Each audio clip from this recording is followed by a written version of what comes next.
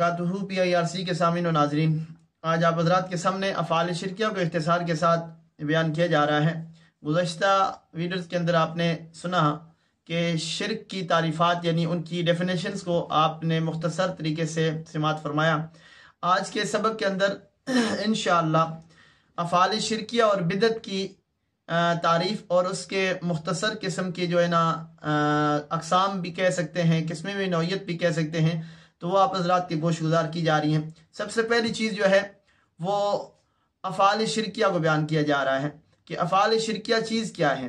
افعال شرکیہ کو اگر دیکھا جائے تو سب سے پہلی چیز وہ ہے جو بڑے پیمانے پر اگر دیکھا جائے تو جس طرح اللہ کی ذات کے ساتھ کسی کو، نبی کو، ولی کو، فرشتے کو شریک کرنا، یہ کیا ہے؟ یہ شرک ہے۔ اور اس کو اشراکم باللہ، یہ تو کیا ہے؟ کفر ہے۔ اور اسی طرح کچھ چیزیں ایسی ہوتی ہیں ہم کفر کے قریب عمل کر رہے ہوتے ہیں لیکن اس کا احساس ہمیں نہیں ہو رہا ہوتا، جیسے نجومیوں کے پاس جانا، غیب کی خبریں، غیب کے حالات کا پوچھنا اور ان کے غیب کے حالات کا جاننے کی کوشش کرنا، یہ کیا ہے؟ اشراک باللہ کے قریب ہے، یعنی افعال شرکیہ ان کو کہہ سکتے ہیں۔ اسی طرح پنڈت کے ہاتھ پر ہاتھ رکھ کر کے، اپنے ہاتھ کو اس پر رکھ کر کے وہ ہاتھ کو دیکھے اور اس سے حال احوال اپنی زندگی کے لے لینا، اس طرح کی باتیں کیا ہیں؟ افعال شرکیہ میں ہیں۔ اور چیچک یا کسی بھی بیماری کی چھوت کرنا، کوئی بھی بیماری ہے اس کی چھوت لینا یا کرنا، یہ بھی کیا ہے؟ افعال شرکیہ میں ہے۔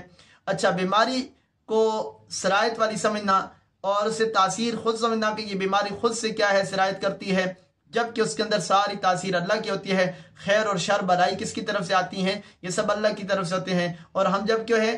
افعال مؤثرہ اسی بیماری کے اندر سمجھ رہے ہوتے ہیں، یہ کیا افعال شرکیہ میں آ جاتے ہیں۔ تعزیہ بنانا، علم کا اٹھانا، یہ سب چیزیں کیا ہے؟ افعال شرکیہ میں سے ہیں۔ قبروں پر چڑھاوا چڑھانا، قبروں پر کپڑے چڑھانا، نذرانے چڑھانا، کوئی بھی چیز دی جائے، قبروں کی تعظیم باعتبار عبادت کے کی جائے، باعتبار تعظیم کے کی جائے، یہ سب کیا ہے؟ اس شریعت محمدیہ صلی اللہ علیہ وسلم کے اندر کیا ہیں؟ افعال شرکیہ کہلاتے ہیں۔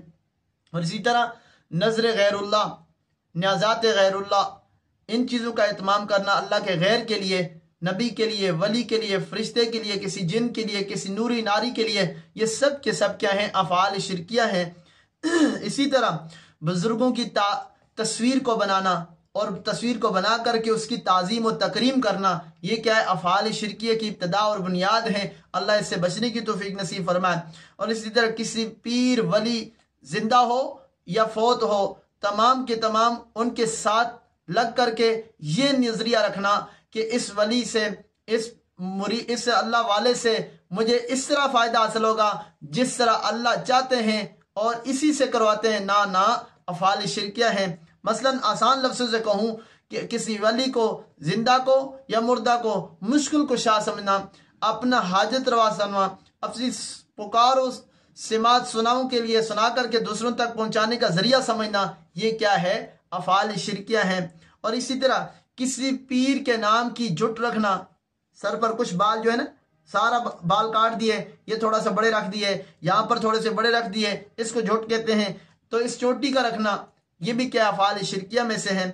اور محرم کے دنوں میں اماموں کے نام کی کوئی بھی نظر و نیاز اٹھانا دینا، یا محرم کے ایام میں کسی فقیر امام کے نام پر اپنے آپ کو فقیر بنا کر کے گلی محلوں میں کیا ہے؟ ملنگ کی صورت میں گھماتے رہنا، یہ سب کے سب افعال شرکیہ میں ہیں۔ اور اسی طرح کسی غیر اللہ کے نام کا میلہ لگانا اور میلہ لگا کر کے اس پر عرس، دمال اور تمام چیزیں کر کے آخر میں یہ کہنا کہ اس سے اللہ والا راضی ہوتا ہے، خوش ہوتا ہے، یہ تمام کے تمام کیا ہیں؟ افعال شرکیہ میں سے ہیں۔ اب دوسری چیز جو آ رہی ہے وہ ہے بدعت۔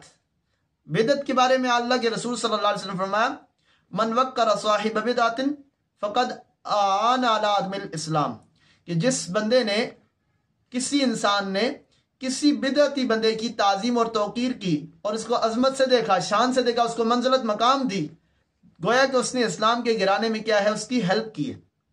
تو سب سے پہلی چیز یہ ہے، بدعت چیز کیا ہے؟ بدعت اگر آسان لفظ سے کہوں تو ہم جو 40 حدیثیں پڑھتے ہیں، بچوں کو پڑھاتے ہیں، اس کے اندر بھی آسان ترین الفاظ کے ساتھ ہے کہ کل بدعت ضلالہ وکل ضلالۃ فی النار۔ کیا مطلب؟ کہ ہر بدعت گمراہی ہے اور ہر گمراہی کا انجام کیا ہے؟ آگ ہے۔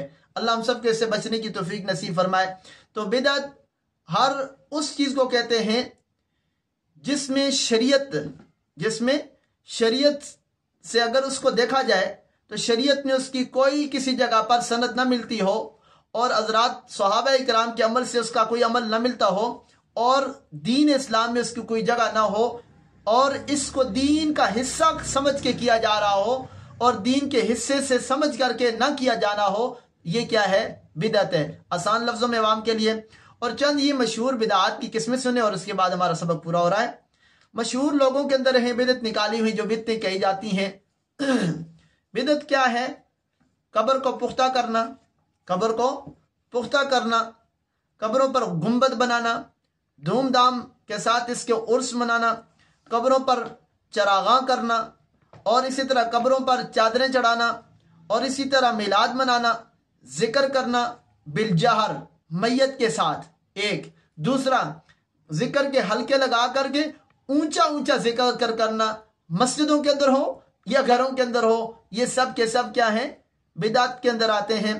اور اسی طرح ہر جائز اور مستحب کام کو اتنا شد و مد کے ساتھ کرنا کہ اس کے اندر شرائط طے کر دینا، اور شرائط پہ اپنی مرضی سے طے کر دینا، اور یہ شرائط لگا کر کے اس عمل کو شریعت کا حصہ سمجھ کے کرنا، یہ سب کے سب کیا ہیں؟ بدعت میں ہے۔ اللہ تعالیٰ مجھے اور آپ کو افعال شرکیہ سے اور بدعات کے تمام رسومات کے تمام مراتب سے مراسم سے بچنے کی توفیق نصیب فرمائے۔ فی امان اللہ تعالیٰ والسلام۔